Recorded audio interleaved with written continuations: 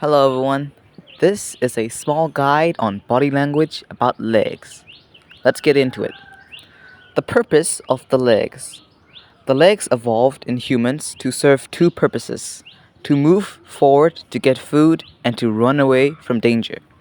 Because the human brain is hardwired for these two objectives, to go towards what we want and move away from what we don't want, the way a person uses their legs and feet reveals where they want to go. In other words, they show a person's commitment to leaving or staying in a conversation. Open or uncrossed leg positions show an open or dominant attitude, while crossed positions reveal closed attitudes or uncertainty. The four main standing positions. At attention. This is a formal position that shows a neutral attitude with no commitment to stay or go. In male female encounters, it is more used by women than men as it effectively keeps the legs together, like a no comment signal. School children use it when talking to a teacher. Junior officers use it when talking to a senior officer. People meeting royalty do it, and employees use it when talking to the boss. Legs apart. This is a predominantly a male gesture and is like a standing crotch display. The crotch displayer plants both feet firmly on the ground, making a clear statement that he has no intention of leaving. It is used as a dominance signal by men because it highlights the genitals, giving the crotch displayer a macho looking attitude. This leg position will be used by macho looking men and tough guys. The foot forward. Body weight is shifted to one hip, which leaves the front foot pointing forward. Paintings done during the Middle Ages often show high status men standing in the foot forward position, as it allowed them to display their fine hosiery, shoes, and breeches. This is a valuable clue to a person's immediate intentions because we point our lead foot in the direction our mind would like to go, and this stance looks as if the person is beginning to walk. In a group situation, we point our lead foot at the most interesting or attractive person, but when we want to leave, we point our feet at the nearest exit. Leg cross. The next time you attend a meeting with men and women, you will notice groups of people standing with their arms and legs crossed. Look more closely and you'll also see that they are standing at a greater distance from each other than the customary social distance. If they are wearing coats or jackets, they are most likely to be buttoned.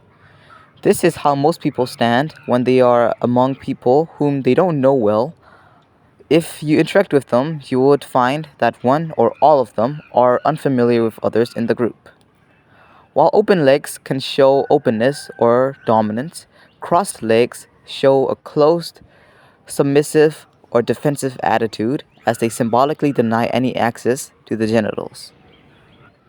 Alright, so now that we know some leg positions, I think it'd be a good thing to know how we move from closed to open. So, as people begin to feel more comfortable in a group and get to know others, they move through a series of movements, taking them from the defensive crossed arms and legs position to the relaxed open position. This standing opening up procedure follows the same sequence everywhere. It begins with the closed position, arms and legs crossed, illustration 1. If as they begin to feel comfortable with each other and rapport builds, their legs uncrossed first and their feet are placed together in the attention position. Next, the arm folded on top in the arm crosses comes out and the palm is occasionally flashed when speaking but is eventually not used as a barrier. Instead, it may hold the outside of the arm in a single arm barrier. Both arms unfold next, and one arm gestures or arms may be placed on the hip or in the pocket. Finally, one person takes the foot forward position, showing acceptance of the other person. Right, now let's get into some seated leg crosses. The European leg cross. One leg is crossed neatly over the other, with 70% of people crossing left over right. This is the normal crossed leg position used by European, Asian, and British cultures. When a person crosses legs and arms, they have emotionally withdrawn from the conversation, and it can be futile to try to be convincing when they sit like this. In business contexts, it's also found that people sitting in like this talk in shorter sentences, reject more proposals, and can recall less detail of what was discussed than those who sit with their arms and legs in an open position. The American Figure 4. This position is a seated version of a crotch display as it highlights the genitals and is used by American males or any cultures that are becoming Americanized, such as the youth of Singapore, Japan, and the Philippines. It shows that an argumentative or competitive attitude exists. Men who sit like this are not only perceived as more dominant, they are also seen as relaxed and youthful. Studies also show that most people make most of their final decision to do something when both feet are on the ground. So, the figure 4 is not a conductive to asking someone to make a decision. Figure 4 leg clamp. Not only does this person have a competitive attitude, they lock the figure 4 into a permanent position using one or both hands as a clamp. This is a sign of a tough-minded, stubborn individual who rejects any other opinion than his own. The ankle lock. The male version of the ankle lock is often combined with clenched fists resting on the knees or with the hands tightly gripping the arms of the chair and a seated crotch display. The female version varies slightly. The knees are held together, the feet may be to one side, and the hands rest by side or one on top of the other, resting on the upper legs. It has been noted that when an interviewee locks his ankles, he is mentally biting his lip. This gesture shows that he is holding back a negative emotion, uncertainty, or fear.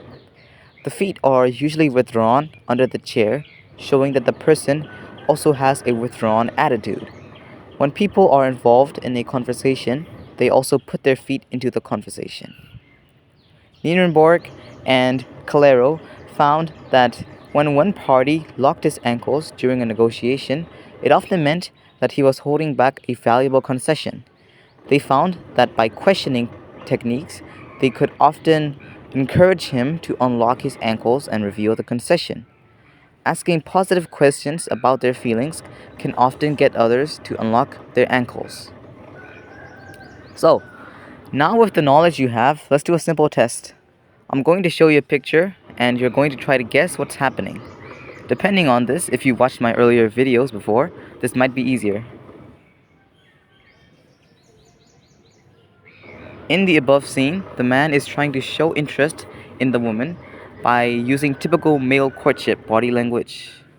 Foot forward, legs apart, crotch display, and arms splayed to try to enlarge his overall perceived size and try to take up more space. She's also using typical female no-go body language. Legs together, body facing away, arms folded, and minimizing the amount of space she occupies. He's probably just wasting his time. Alright, I just want to say thank you all for watching.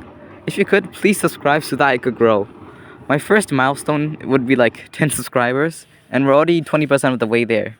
So yeah, thank you all for watching. Goodbye.